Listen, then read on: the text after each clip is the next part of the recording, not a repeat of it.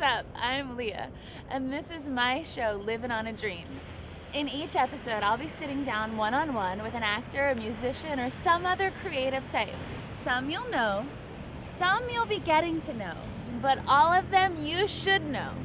They're living on a dream. Are you? Hey, what's up? Thanks for tuning in to this episode of Livin' on a Dream.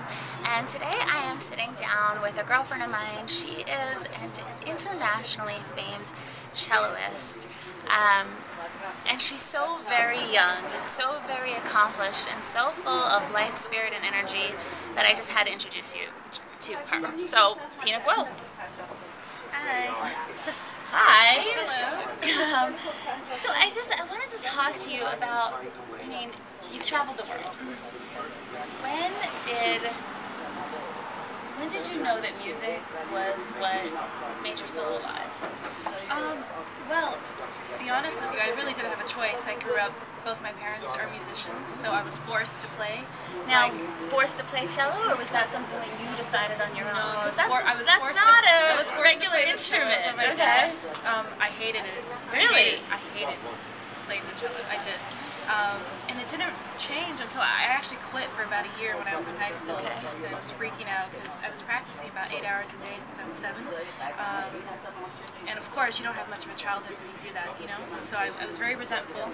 So now you thank your parents for that. I do. You know, it's kind of like it's more of a language, you know? It's like they taught me a different way to speak that maybe is even a little bit more direct than talking, you know? Because when we talk, it's very limited by your interpretation or like language or grammar, you know, vocabulary. But when you make music, it's just it's universal. It's universal. Well, I mean, I guess people can hate your music, and that's okay but too. But that's a feeling too. Yeah, you know, as long as you're pure, evoking. You know? So, in high school, then you realized your love for it, and how did it come about that you started traveling? And I mean, you're playing with world-famous classical musicians. Well, basically, I went to I got a scholarship to go to USC for music, classical cello. So I went there, and you know, I don't quite know. I was just playing recitals, playing concerts. Somebody connected me with a manager who happened to be looking for a young female cellist for his roster. I went and I played for him, and he said, "Cool, you're good. Let's do it." What's that been like? I mean, you've been pretty much in every country, yeah? No, not every country, but close to it. I love to travel. It's a lot of fun, you know. So on the classical side, I've toured. I have some upcoming concerts in Israel, and I tour in Mexico and Slovakia next season. She has this crazy, electric, sexy metal side. Oh, wait, I want to show my shaved side. Here's the metal, and it's coming out. But it's hidden conservatively, you know. Well, you know, for when we're doing classical stuff. But so you have this crazy, you know, I say crazy in a good way because I have it too. This metal side. Now, how was that, you know, as far as your family and your culture, as far as breaking out into metal, bringing the cello into metal? Yeah. Well, I think I've always been the kind of person that's kind of, you know, if you tell me not to do something, I just really want to do it, you know. And that kind of behavior psychologically has always been a part of me. Yeah. So I remember, you know, my parents didn't let me listen to any kind of music except for classical growing up. But there was one goth guy that went to my middle school in San Diego. So if you're listening. His name was Luke. Thanks, Luke.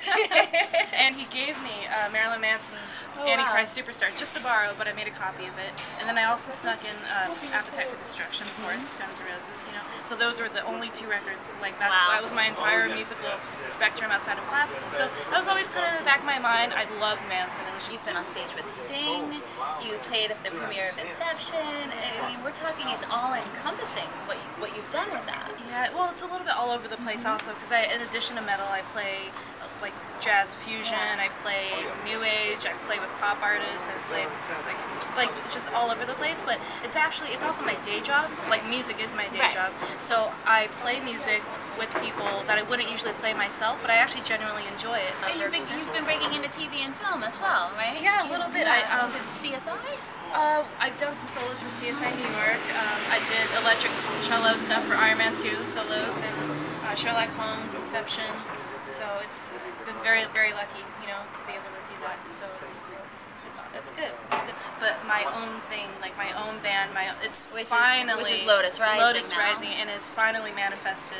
Because I've been trying to put together a band for like the last 4 or 5 years, and it's just you know, it's not quite right. It just didn't fit. Things got, you know, drama. See, I'm in the studio with Logan Mader, who was a Machine Head. Okay. They sold 1 million records, you know, a huge metal band. So he basically is producing the band with Matt and I. Matt Zane is the lead singer of Society 1. That's also my boyfriend. I mush everything together. And he has matching hair. Yeah, and I copy his hairstyle. So that's our show today. Thanks for watching. I'll see you next time. Until then, dream on.